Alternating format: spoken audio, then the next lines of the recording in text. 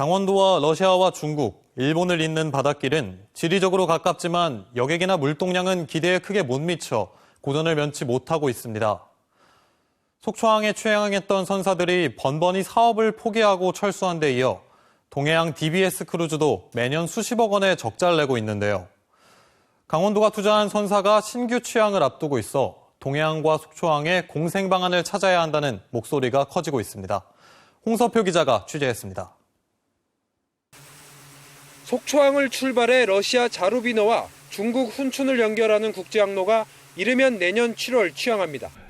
강원도와 강원도 해양관광센터, 속초시 등은 지난 9월 해수부로부터 백두산 항로 운항 재개를 위한 외항 정기여객 운송 사업 면허를 발급받았습니다.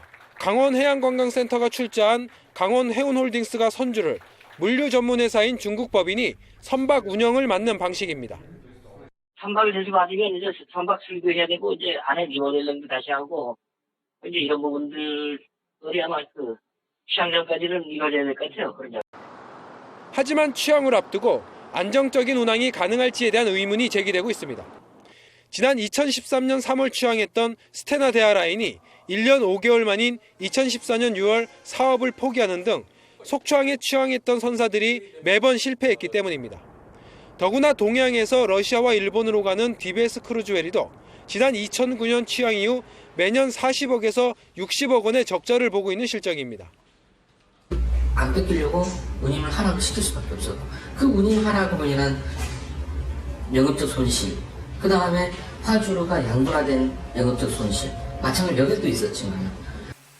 비슷한 항로에 취항할 경우 강원도처럼 항만 배후 도시 규모가 적고 여객과 화물이 많지 않은 상황에서는 경쟁에 따른 공멸이 불가피하다는 겁니다. 스테나 대하라인도 비슷한 이유로 결국 사업을 포기한 것으로 알려졌습니다. 결국 취항 자체보다는 지속적으로 운항할 수 있는 여건을 만드는 게 더 중요하다는 얘기입니다. 지원하는 쪽에 포커스가 맞춰져야지 강원도가 직접 나서가지고 어떤 회사를 만든다거나 아니면 그것을 통해서 운영을 하려고 한다 그러면 이것은 나중에 여러 가지 문제에 봉착할 수 있다고 생각합니다. 동해안과 속초항을 각각 특성 있는 두 개의 항구로 육성한다는 강원도의 투포트 전략이 보다 세심하게 검토돼야 할 것으로 보입니다. 지연 뉴스 홍서표입니다.